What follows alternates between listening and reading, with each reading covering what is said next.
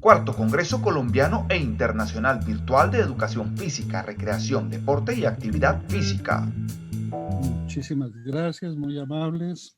Un gusto agradecerle a la UNAD, Arcopref, la posibilidad de compartir desde una visión integral del sector, o sea, no la visión tan parcializada hacia el tema del deporte de alto rendimiento, sino entender que todos formamos parte del mismo sistema.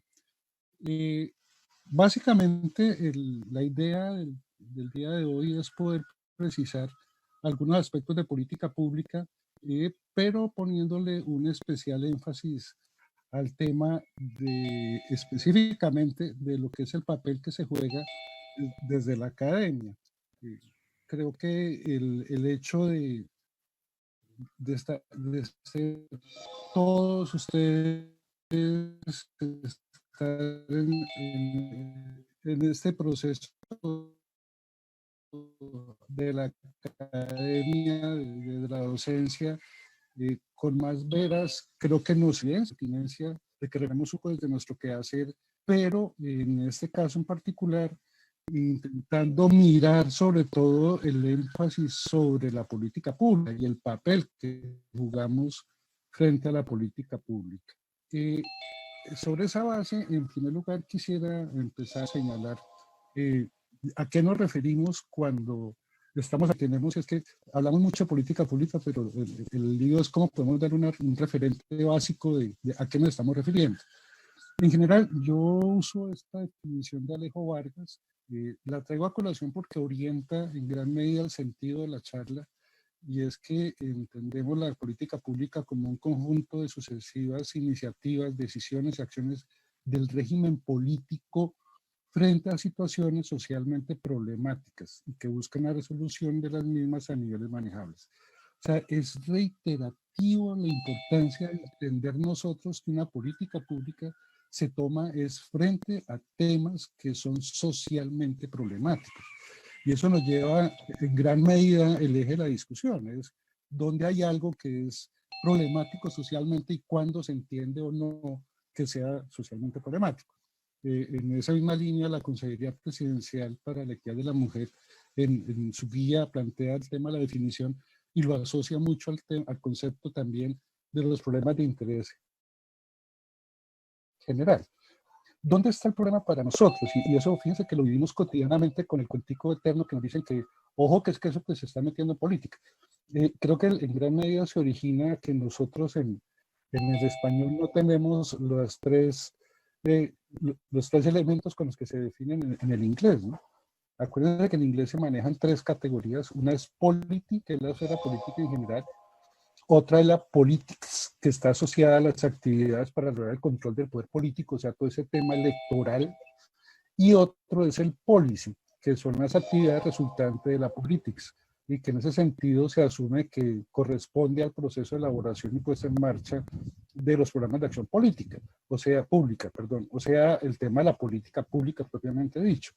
Entonces, no es un tema de politiquería, es un tema de incidir y nosotros de una u otra forma recibimos el impacto, las consecuencias de lo que se toman de decisiones a las autoridades políticas en los programas de acción política. Y yo como ciudadano, como ONG, como asociación, como academia, evidentemente que tengo que tener un papel que jugar frente al tema de las decisiones que me están afectando a mí. ¿Cómo entenderíamos nosotros el tema desde desde dónde podría la academia y dónde entra la academia? Podría, no, lo viene haciendo efectivamente. Es que la realidad es que hay una situación problemática en algún tema, hay que tomar decisiones sobre si se atienden o no. Igual viene el problema de qué tanta información o comprensión hay sobre ese problema para poder generar una solución. Y la otra, en términos de la política, es qué competencias hay para estructurar alternativas de solución y cómo poder tener referentes para seleccionar entre soluciones alternativas. O sea que eso no es un tema de capricho de un funcionario que tomó una decisión, sino o sea, esto supone decisiones, pero sopesadas entre distintas alternativas. Y ahí es donde creo yo que la academia tiene un rol absolutamente fundamental. Y es que desde la investigación y la formación, de una u otra forma, proporcionamos el conocimiento y la evidencia que permita cerrar esos baches que se presentan sobre los problemas que se consideran socialmente relevantes, o bien para evidenciarlos, o bien para definir pautas y mecanismos y criterios para su atención. Evidentemente no hay que idealizarlas, o sea, creo que en ese sentido hay que ser muy, ¿cómo se diría? ¿Cuál sería el término? Realistas también. Y es que tenemos que hacer, no hay que dejarlas de lado ni tampoco maximizarlas, pero sí entender que detrás de ello, perdón, hay un problema de que de una u otra forma hay sistemas de poder que impactan, moldean y son moldeados por las representaciones de la gente, por sus vidas, por sus necesidades y sus deseos. Y ahí es donde creo que desde la academia podemos aportar muchísimo con un enfoque mucho más ético para poder incidir sobre la política. En el caso nuestro, viene la inquietud, y eso ha sido una constante de todos estos años, es cómo y en qué momento entendemos que la recreación es un problema socialmente relevante. Si ese es el tema de la política pública y que justificaría que haya una política pública de recreación. Partimos de una premisa, y es así como cuando uno lo mira, cuando construye marcos lógicos, un problema lo podemos definir como, no como la falta de algo, sino es la distancia que hay entre lo que se quiere y lo que se tiene. Entonces, y creo que ese es mucho el papel de la academia, ¿no? El definir esos quereres, esas situaciones futuras deseables en una sociedad, ¿cierto? ¿Dónde estaría lo socialmente relevante de la recreación? O sea, partimos de una premisa, es que hay un reconocimiento de la recreación como una necesidad. Acuérdense que desde la Declaración de Hábitat del 78 se plantea como la sexta necesidad fundamental del hombre contemporáneo. Está el reconocimiento de la recreación como un derecho, igual con todo el tema asociado al descanso, al tiempo libre, y obviamente si es una necesidad y un derecho reconocido legalmente, constitucionalmente, legalmente, pues por obvias razones en algún lado aparece el tema de la responsabilidad de alguien para poder garantizar ese derecho y realizar esa necesidad. Partimos igualmente de la premisa que realizar y cumplir esas necesidades y esos derechos de una u otra forma genera un nivel de participación de la ciudadanía, genera un impacto real sobre la calidad de vida de la gente y genera un impacto sobre el potencial de posibilidades para el desarrollo humano. Y esto a su vez, en la medida en que tenemos posibilidad de participar, de un nivel de calidad de vida y unas opciones de desarrollo humano, eso genera un impacto directo sobre el hábitat, o sea, el entorno en que nos movemos, sobre el habitar de ese hábitat, sobre el ser humano que es el habitante y sobre los hábitos de la gente, ¿no? Y obviamente eso va a tener un impacto directo sobre la felicidad o no felicidad del ciudadano y de la gente, e igualmente sobre el buen vivir, ¿no? No sé si ustedes vieron esta noticia en el periódico El Tiempo, que es con base en el artículo de la revista Forensis, que se lo recomiendo porque creo que es bastante ilustrativa para nosotros en nuestro entorno de trabajo profesional, que el título nomás lo dejaba uno frío, ¿no? Es, más colombianos son asesinados en momentos de ocio que por la guerra. Y encontraban que el 31% del 79% de los casos es que hay más probabilidad que sea asesinado a alguien en el marco de actividades culturales, de entretenimiento, deportivas, que en enfrentamientos armados o en medio de un hecho delictivo.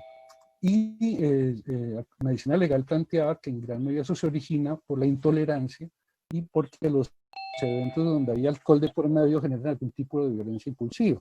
Y acuérdense que una de las grandes cosas dramáticas en esta sociedad es que cada vez que van a hacer ferias y fiestas de pueblo, lo primero es el patrocinio de las empresas licoreras. Y a su vez, miren el otro pedazo de la noticia donde dice que tenemos un problema que no sabemos celebrar en paz, ¿no? Acuérdense del 5-0 con Argentina.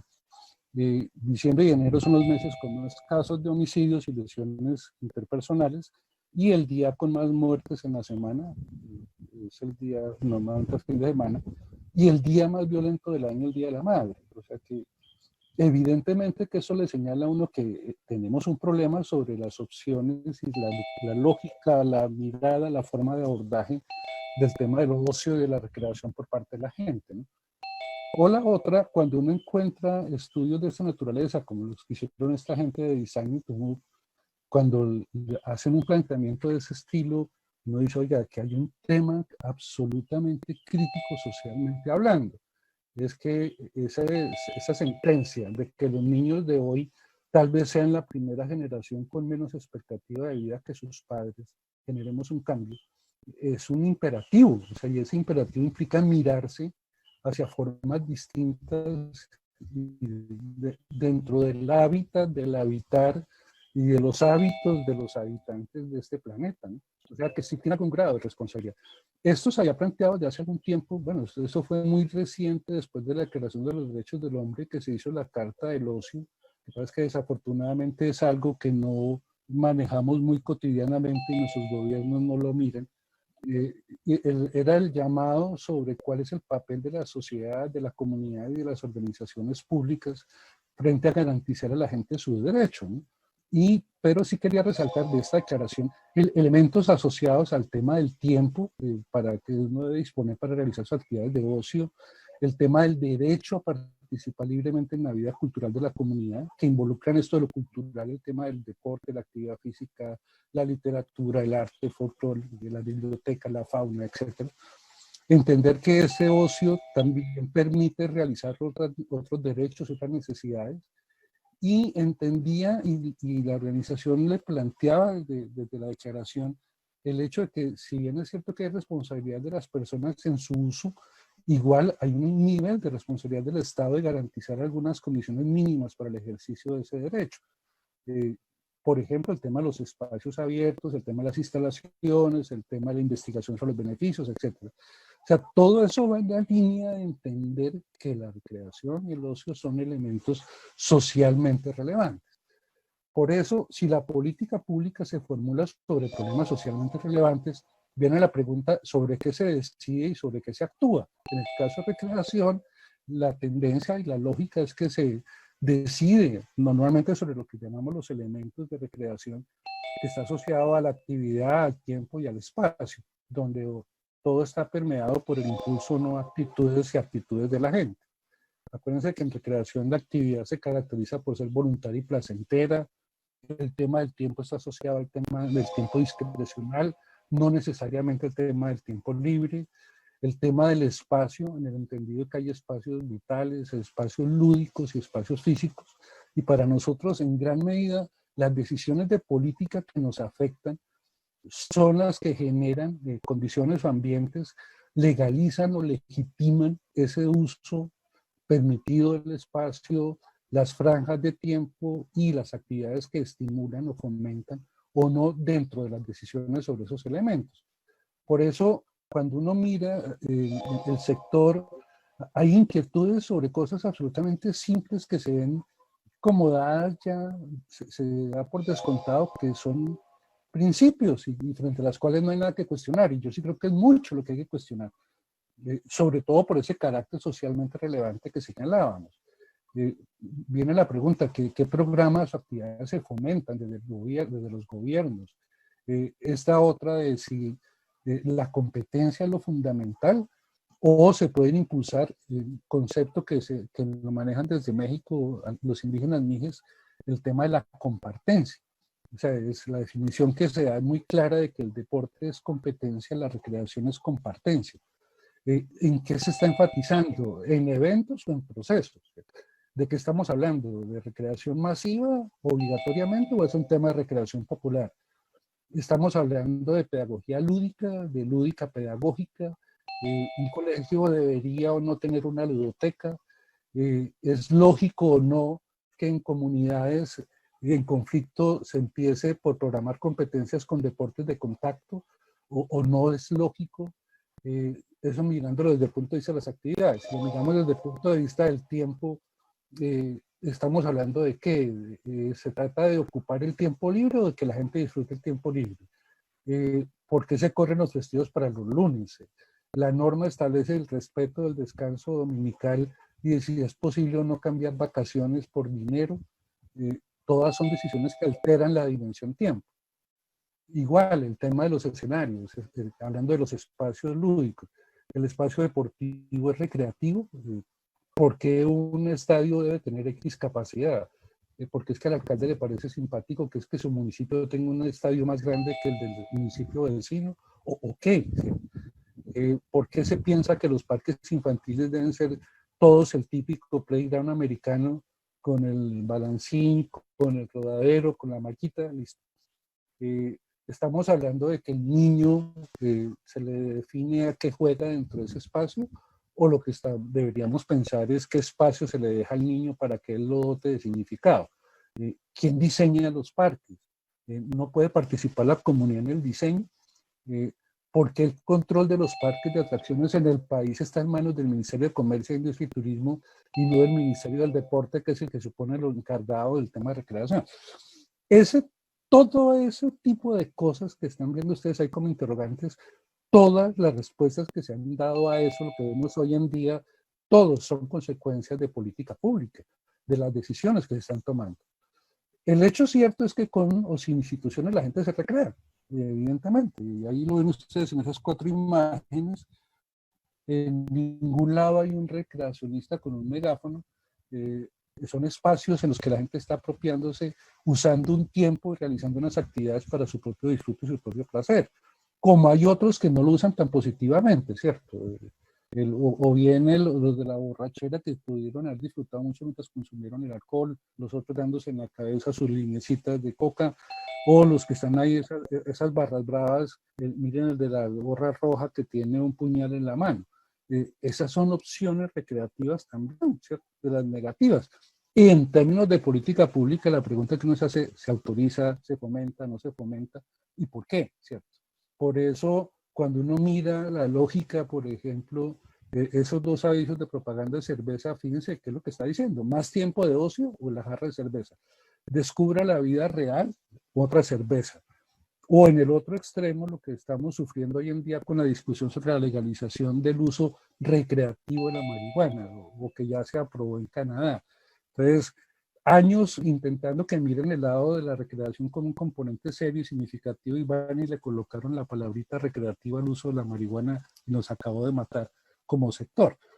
Porque igual, el Estado está tomando decisiones sobre el consumo recreativo del alcohol, porque no lo llamaron así afortunadamente, y está legitimando o legalizando sobre esas 3 variables. Ahora bien, el cuarto eje de reflexión es, y bueno, y desde dónde es que se decide, ¿cierto? Este modelo que plantea Sheffield de los 4 niveles de la política pública se usa mucho, sobre todo para los análisis comparados. Y es que hay un primer nivel, que es el de la administración, donde encontramos y evaluamos cómo la administración se ocupa específicamente de y con la temática de la recreación, ¿no? Si hay o no instituciones destinadas al tema, etc. Otro es el nivel parlamentario legislativo, o sea, si hay todo el sistema de normas, de leyes que lo reconocen como derecho especial, las leyes específicas, comisiones parlamentarias, etc. Otro es el nivel de la política transversal, que está por todos los organismos públicos que, en función de sus propias áreas de competencia, de una u otra forma abordan la problemática relevante de la recreación. Y el cuarto nivel, que se conoce como el nivel como programa, es en el cual la política está orientada hacia el futuro. O sea, es cuando ya se preocupa por prestar atención específicamente al tema socialmente relevante que se ha considerado en la formulación de la política pública. En el caso colombiano, cuando uno mira el tema de la política pública de recreación, es evidente que tenemos que enfrentar el problema de la subordinación institucional, cuando no es un tema de invisibilización, que es lo que predomina por el deporte, y ahora con el tema de la actividad física, que adicionalmente lo termina subsumiendo todavía más a la recreación. Si ustedes lo miran desde el otro nivel, desde el segundo y el tercer nivel de la política pública, hay un tema elemental, y es que se da un fraccionamiento total de las acciones que se vienen haciendo en los otros sectores. Uno ve en educación, en salud, en bienestar laboral, en desarrollo social, en todo lo que tiene que ver con bienestar laboral, con turismo, con medio ambiente, en los cuales hay acciones que se realizan en materia de recreación. Hicimos la revisión y desde el año 97 a este año, hay más de 60 leyes en las cuales se hace referencia específicamente a la recreación. Y obviamente que esto genera el primer problema, ¿dónde es que están parados en términos del mismo referente o no? En cada ley también cómo pueden ir interpretando distinto el concepto. E igual, otro elemento de tendencia que uno vería es el problema de la escasa apropiación del Plan Nacional de Recreación, irónicamente, pese a que es un referente internacional en medio mundo, que ven que Colombia fue el primer Plan Nacional de Recreación en el mundo y de una u otra forma valoran los ejes que se plantearon en el plan y que irónicamente en Colombia no es que sea mucho lo que se le valore. Fíjense, por ejemplo, esta mañana en las charlas, y ustedes lo van a encontrar en el 99% de documentos del Sistema Nacional del Deporte, la recreación, el aprovechamiento del tiempo libre, la actividad física, es que siempre que se hace referencia al tema de políticas públicas y a las decisiones de planeación, se hace referencia a la Constitución, específicamente y exclusivamente al artículo 52 de la Constitución Política. Porque, y uno lo pregunta, ¿por qué? Resulta porque es que esa es la única vez que aparece el deporte en la Constitución. Pero resulta que hay, por ejemplo, el artículo 64 de la Constitución habla del deber del Estado de promover el acceso progresivo a la propiedad de la tierra de los trabajadores agrarios a los servicios de educación, recreación, asistencia técnica y empresarial. O cuando habla de los derechos del niño, fundamentales del niño, habla de la cultura, la recreación y la libre expresión de opinión. Como no menciona el deporte en ninguno de esos dos, entonces tampoco se consideran ni se usan al momento de definir sustentos de decisiones de política pública. Entonces, termina el mismo sector invisibilizándose por la misma carencia en la mirada de los actores sectoriales. Sí, eso por no decir, en términos de decisión de política pública, por el artículo que a mi juicio es el más importante para nosotros, el artículo 67, cuando dice claramente la educación formará al colombiano en la práctica del trabajo y la recreación para el mejoramiento cultural, científico, tecnológico y para la protección del ambiente. O sea, no se les olvide que la discusión en la Constitución en el 91 tenía un norte absolutamente simple. Era, bueno, simple en términos del desarrollo, pero muy complejo. Era cómo lograr que se entienda que la educación forma para la vida, no para el trabajo. Y ahí es donde la recreación tenía el sentido como intencionalidad del proceso educativo. Por eso, si ustedes miran, por ejemplo, esta sentencia de la Corte Constitucional, esa fue una tutela que han colocado, perdón, una demanda de inexequibilidad de 4 artículos de la Ley 181, donde en esa que le decía a las universidades que tenían que construir escenarios deportivos y la infraestructura social de recreación y deporte, etcétera. El fallo de la Corte tiene una partecita en esa frase que es contundente, ¿no? No hace parte de las facultades de autorregulación de las universidades escoger si solamente forman intelectualmente a los estudiantes o además dedican parte de sus esfuerzos y recursos a complementar tal formación con la práctica del trabajo y la recreación. O sea, el llamado de la Corte y la decisión de la Corte era absolutamente concreto. No es la autonomía universitaria decir que forma solamente para el trabajo y no para la recreación. Entonces, visto así, uno dice, oiga, ¿qué tanto hemos avanzado frente a eso? Yo creo que el tema, por ejemplo, de la pandemia y las inquietudes de la gente y el problema del tiempo, el aburrimiento, el ocio, el tedio, etcétera, yo sí creo que evidenció un concepto que se maneja de la gente que hizo lo del manifiesto del siglo lúdico, del analfabetismo lúdico. Es que tanto la gente la formamos o no para la recreación. Y yo creo que es evidente que no. Eso explica en gran medida, por ejemplo, por qué todavía a estas horas de la vida hay gente discutiendo sobre si se justificaba o no una licenciatura en recreación, porque es que la recreación no tenía nada que ver con la educación. Por Dios, es que miren lo que decía la Constitución sobre el sentido de la intencionalidad del proceso educativo. Entonces, o la otra, la discusión sobre si se debe fortalecer o no el componente de recreación dentro de las licenciaturas en educación física, recreación y deporte, que vayan más allá de materias de juegos. Y juegos 1, juegos 2, juegos 3, enseñando juegos.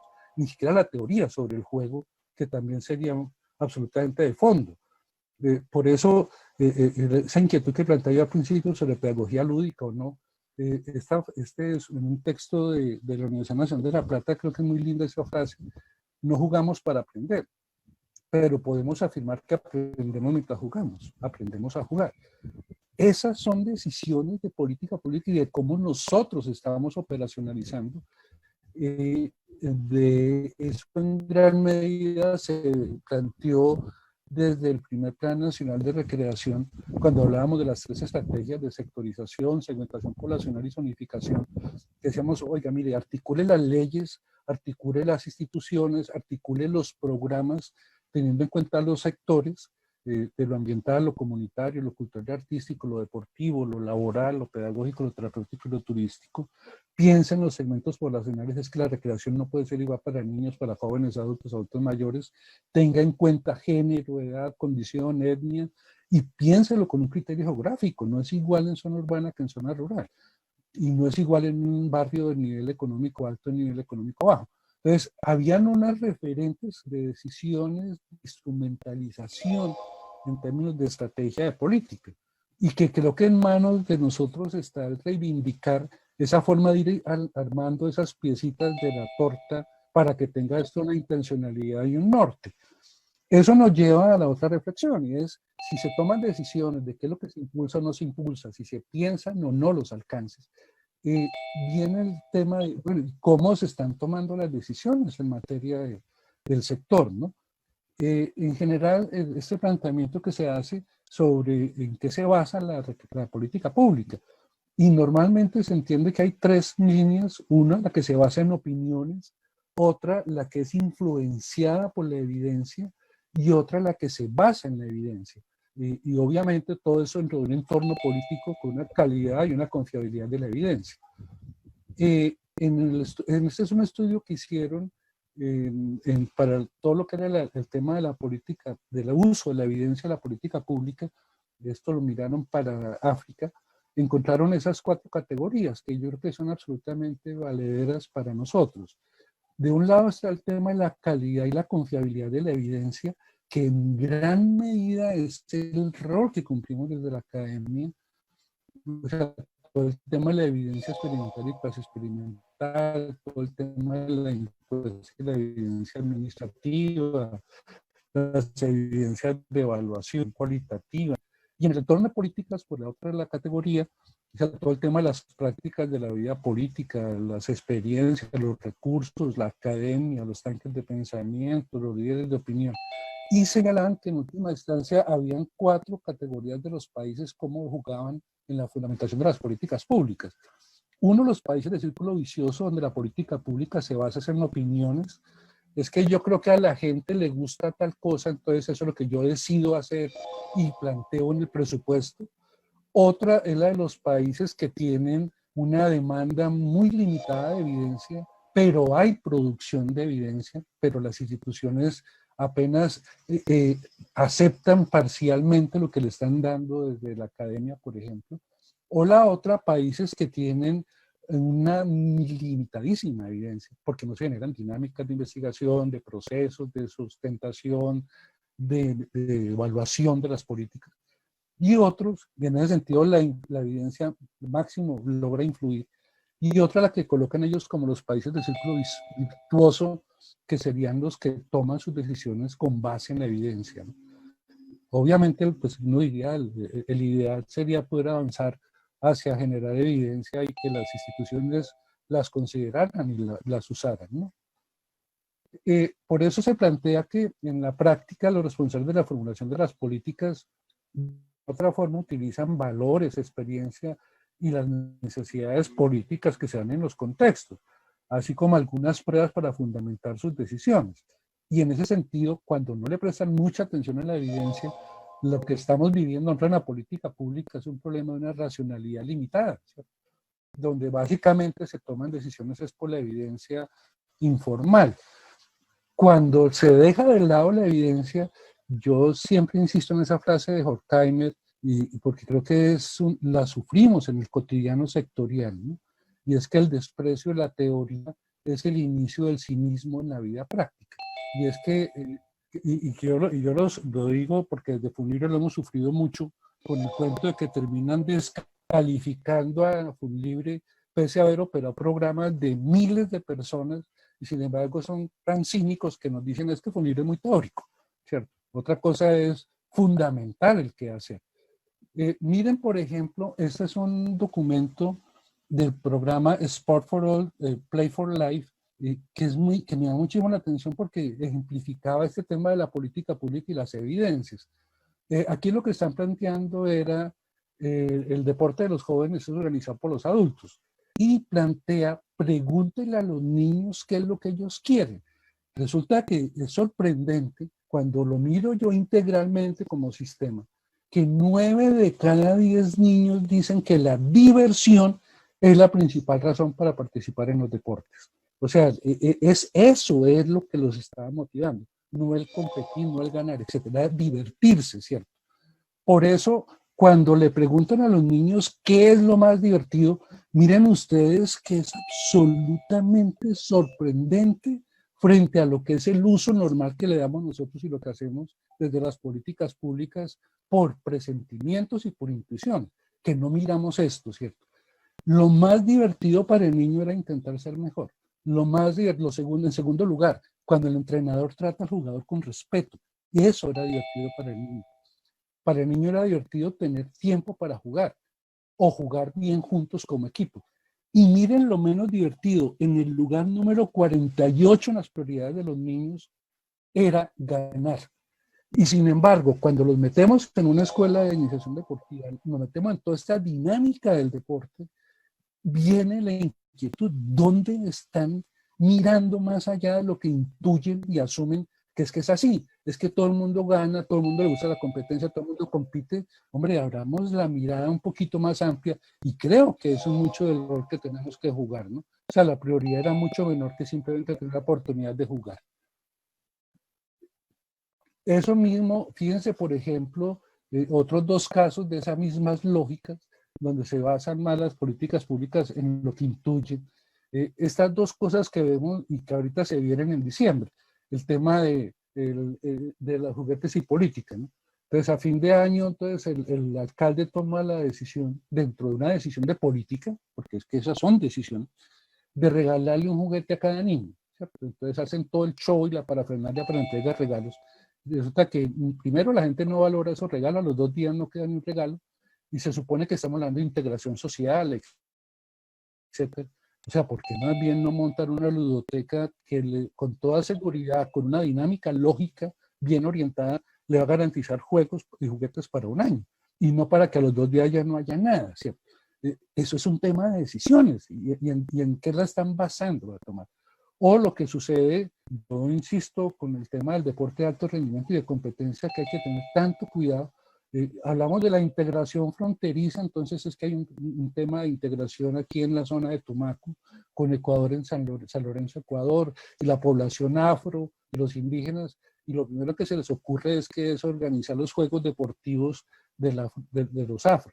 Hombre, ¿no será más sensato más bien es generar espacios de encuentro e intercambio? O sea, evidentemente que hay opciones de avanzar en una forma distinta, ¿no? A partir de ahí es que yo con eso me aproximo al último eje, es cómo lograr nosotros desde nuestro quehacer el intentar aportar a evidenciar sobre los beneficios y los impactos que tenemos, ¿cierto?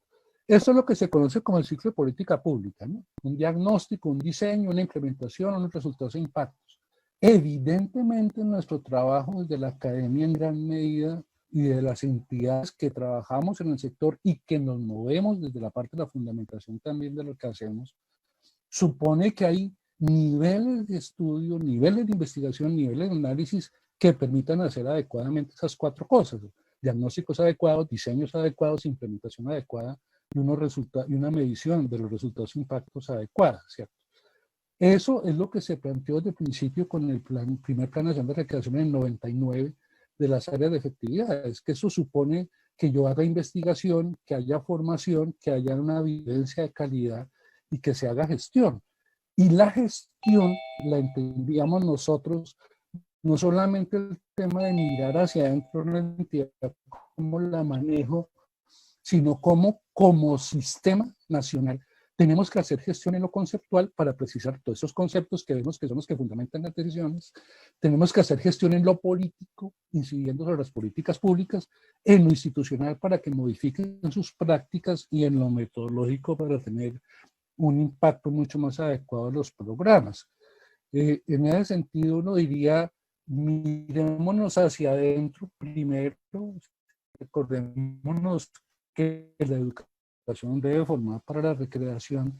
O sea, es un tema de cómo desde los miramos, investigamos, formamos y educamos para la recreación, cómo podemos lograr generar una consolidación de los outputs y los outcomes, de los resultados y los impactos, para articularlos con las otras instituciones, las alianzas para hacer proyectos conjuntos, y cómo a partir de eso, en la ejecución de la política pública, o en el tema de la política pública, podemos aportar en la formulación, la implementación y la evaluación, teniendo claro que desde los 3 ejes que planteamos ahí, estamos llegándole también al tema con la comunidad, y cómo desde ahí generarle toda la dinámica de retroalimentación también para la política pública. En ese sentido, uno podría concluir diciendo que la política pública es importante, porque es la directriz acordada sobre lo que debe hacerse o no, ¿cierto? Pero al final, lo que realmente se hace es lo que importa. O sea, el tema aquí no es que hayan planes o no haya planes, ¿cierto? Por eso, si uno lo mira desde la academia, yo sí creería que nosotros desde la academia tenemos la capacidad y por lo tanto la responsabilidad, uno, de examinar el pensamiento que subyace detrás de la ley y de las políticas, lo cual incluye entender el poder, la identidad y la diferencia que se empaquetan de una u otra forma en aparatos conceptuales, ¿cierto? Lo otro, cómo poder proponer nosotros formas de pensar deconstructivas y diferentes, o poder generar conceptos más robustos e incluso nuevos para enriquecer las discusiones y procesos de política, ¿cierto? O igualmente, cómo podríamos lograr nosotros participar activamente como interlocutores, como ese tipo de espacios que permitan comprender procesos de las políticas y las epistemologías y los efectos que se tienen. Cómo poder nosotros actuar también como defensores de las políticas que tienen mérito, o de evidenciar los límites que tienen algunos avances en las políticas públicas. Miren, perdón, les señalo este ejemplo, que es mucho lo que yo me imaginaba que podríamos hacer nosotros como sistema y de lo que podemos hacer y desde mi Marco Pref como jalona un proceso más integral. Esta es la página del programa de Benefits Hub, que era el que dio origen hace más de 25 años al tema de sobre 4 beneficios. Pero quiero señalarles el tema de la lógica de la plataforma, porque surgió en gran medida toda la labor de investigación de las universidades en Canadá y las ONGs, de los beneficios, de documentar los beneficios que se tenían. Entonces, ellos, si ustedes miran sobre el costado izquierdo, está en la categoría de beneficios personales, la salud, el desarrollo humano, la calidad de vida, los sociales, etc. Si ustedes le dan, por ejemplo, al de salud, les arroja todas estas categorías: gestión de la esperanza de vida, el tema de reducir las enfermedades cardíacas, combate la osteoporosis, la diabetes, etc. Si yo escojo una de esas categorías, por ejemplo, ahí señalaba haber escogido la de que ayuda a extender la expectativa de vida, son 116 entradas de documentos que son fuentes de soporte de la investigación que se ha hecho específicamente sobre esa categoría. Si yo escojo mire que son 116, escojo el primero, me lleva a la descripción del artículo de la investigación y me manda el link para poder, cuando yo me voy al link, me lleva directamente a la página donde está la investigación. Entonces, en eso ya hay todas unas dinámicas, y yo sí creo que mucho de la labor está haciendo desde en esos avances académicos, ¿cierto? El problema para nosotros igualmente es cómo lograr que se socialicen los avances académicos, cómo lograr nosotros que los funcionarios públicos entiendan que ellos no son funcionarios sino servidores públicos, y que ese tipo de documentos, ese tipo de investigación es para la apropiación de las comunidades. Hice el otro día para una ponencia una revisión de las páginas en internet de los institutos de recreación y deporte. Y fíjense que curiosamente el 99%, bueno, con la pandemia cambió un poquito, un 99% de las páginas están orientadas a las fotos de los funcionarios y de los programas que están haciendo, pero cero en términos de la documentación, de los sustentos, de las evidencias, de las decisiones de política pública que se están tomando. En ese sentido, creo que es mucho lo que podemos nosotros en apoyar desde las instituciones académicas para que se socialice, se estructuren como redes en el manejo de la documentación y entender que vamos a poder impactar sobre las comunidades. Y obviamente generando guías, manuales, mecanismos de retroalimentación para las comunidades. No se les olvide que hablábamos de la gestión, es que priorizamos, estructuramos respuestas y operamos. Estos mecanismos como el de las redes y como el de la asociación son formas de articular adecuadamente esos tres niveles y de una u otra forma en la versión que se plantea para el Plan Nacional de Recreación 2020-2026, que esperamos ya en muy corto plazo se publique el documento, se retoman todas esas reflexiones que he compartido con ustedes, sobre todo sobre los ejes que se están planteando, el reconocimiento como derecho a la diversidad y el tema del buen vivir, cómo lograr mirar temas de trabajo colaborativo, de producción de conocimiento en el campo, de generar rupturas a partir de la innovación y la creatividad. Y esos son los itinerarios que se plantearon a partir de las estrategias de promoción de la recreación en la realidad de la vida cotidiana, el tema de la infraestructura en la naturaleza y el tema del desarrollo de capacidades, que van de una u otra forma son decisiones que intentan fortalecer la instrumentalización de todas esas políticas públicas. No nos olvidemos, con esto vamos termino, es que las decisiones que se toman en política pública tienen consecuencias. Y creo que es ahí donde nosotros tenemos un rol absolutamente claro que jugar para poder mirar en el mundo real qué es lo que está pasando y cómo las podemos alimentar. Miren este ejemplo, y retomo lo que plantearon esta mañana. Si yo hablo de una escuela de iniciación deportiva, ¿de qué estoy hablando? Es un tema piramidal donde evidentemente hoy es sacando gente, el que no va dando el perfil del alto rendimiento.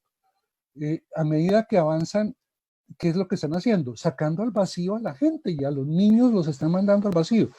Es distinto desde lo conceptual, lo metodológico, los alcances, el impacto, si yo arrancara es desde una escuela de iniciación recreativa. Y al hablar de una escuela de recreación recreativa, evidentemente que lo que podría es ir generando un marco de educación para el ocio, un marco de educación para la recreación que recibe a los que van sacando el tema del alto rendimiento. Eso es un tema de decisiones de política pública y obviamente que tiene un impacto absolutamente distinto y directo sobre la gente. ¿Qué hacemos desde lo académico y el ejercicio nosotros como profesionales?